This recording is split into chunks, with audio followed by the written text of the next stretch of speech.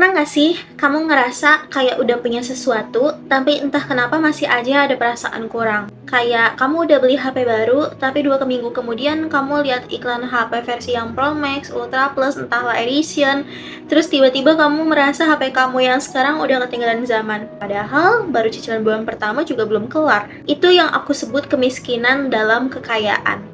Bukan karena kita nggak punya apa-apa, tapi karena kita nggak bisa berhenti merasa kurang. Walaupun kita udah punya banyak. Dan ini menarik, karena masalah ini bukan cuma soal duit atau barang. Lebih dalam dari itu, ini soal kecemasan kita sebagai manusia. Kamu tahu bedanya takut sama cemas? Takut itu ada objeknya. Kamu takut ular, kamu bisa ambil kayu, usir. Kamu takut ditabrak motor, ya jangan main tiktokan pas nyebrang jalan. Itu jelas. Tapi cemas itu nggak ada bentuknya. Itu datang dari hal yang nggak kelihatan. Masa depan, kemungkinan, pikiran gimana kalau. Nah, itu yang bikin kecemasan jadi jauh lebih ribet dibanding ketakutan. Karena kita nggak bisa mukul sesuatu yang bahkan nggak ada bentuknya. Dan sialnya, kita sering jadi orang pertama yang bikin cemas itu semakin besar. Kita pelihara, kita pupuk, kita rawat, kayak tanaman hias gitu loh. Bedanya, kalau tanaman hias bikin rumah jadi adem, cemas bikin kepala makin berantakan. Kenapa bisa begitu? Karena kita nggak kenal diri sendiri. Serius, kita sering nggak tahu titik awal kita di mana. Kita nggak ngerti kapasitas kita. Kita nggak paham batas diri kita. Jadi pas ada masalah, kita nggak bisa bikin plan yang realistis. Nggak bisa bikin strategi menghadapi worst case gitu. Akhirnya apa? Kita peluk masalah itu erat-erat, seolah dengan dipeluk masalahnya bakal jadi jinak. Padahal kenyataannya makin dipeluk makin sesak. Masalah itu kayak kaktus, kamu peluk makin nusuk. Tapi aku nggak bilang kecemasan itu selalu jelek. Enggak, justru kadang-kadang cemas itu perlu.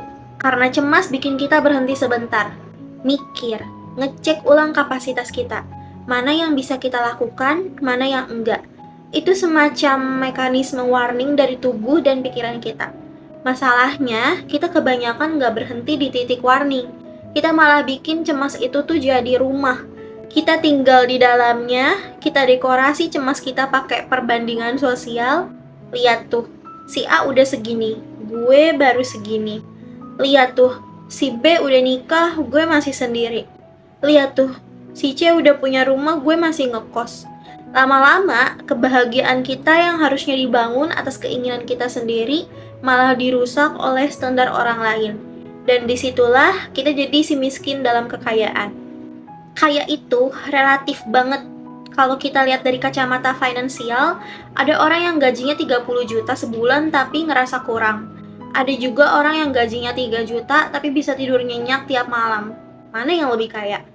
Aku kasih contoh sederhana. Pernah nggak sih kamu lagi makan Indomie di kos, terus temanmu dateng bawa pizza terus bilang, "Ih, kasihan banget loh masih makan Indomie." Padahal makan Indomie itu enak.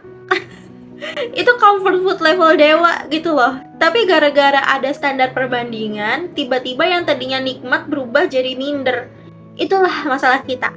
Kita membiarkan standar orang lain merusak rasa cukup kita sendiri. Dan aku mau bilang sesuatu yang mungkin agak nyakitin tapi perlu. Kalau kamu selalu menilai hidup kamu berdasarkan orang lain, kamu gak akan pernah selesai. Gak ada garis finish, karena di atas langit selalu masih ada langit. Contoh, kamu beli motor, kamu bahagia. Sampai tetangga beli mobil, kamu nabung akhirnya bisa beli mobil. Tetangga beli rumah, kamu cicil rumah akhirnya punya. Tetangga renovasi rumah jadi 3 lantai, kamu makin keringetan. Itu nggak akan kelar, dan kamu akan selalu merasa kurang. Kalau standar kita adalah orang lain, kita cuman akan jadi pemain tanpa aturan di game orang lain. Dan dalam game itu, kita selalu kalah. Makanya, menurutku kecemasan itu harus diolah jadi energi. Kalau kamu cemas, tanyain, ini cemas yang konstruktif atau destruktif? Kalau konstruktif, oke, pakai buat mikir, bikin rencana, upgrade diri. Tapi kalau destruktif, yang cuman bikin kamu overthinking, bikin kamu bandingin diri sama orang lain, bikin kamu ngerasa hidup kamu kurang, ya itu kamu harus stop. Karena gini, kalau kita nggak belajar stop, kita bakal terus jadi orang yang miskin dalam kekayaan. Kamu mungkin nanti bisa punya duit, bisa punya karir, bisa punya pasangan, tapi tetap aja gitu ngerasa kosong. Aku kasih ilustrasi. Ada orang yang sukses besar, duitnya miliaran, tapi tiap malam dia nggak bisa tidur karena mikirin saingan bisnisnya. Dia kaya tapi miskin ketenangan. Ada orang yang hidupnya tuh sederhana, makan seadanya, tapi tiap malam bisa ketawa bareng keluarga. Dia sederhana, tapi kaya hati.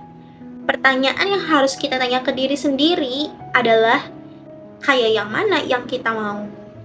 Kamu tahu apa yang bikin kita sering kecolongan? Kita terlalu sibuk mikirin masa depan sampai lupa ngehargain titik start kita.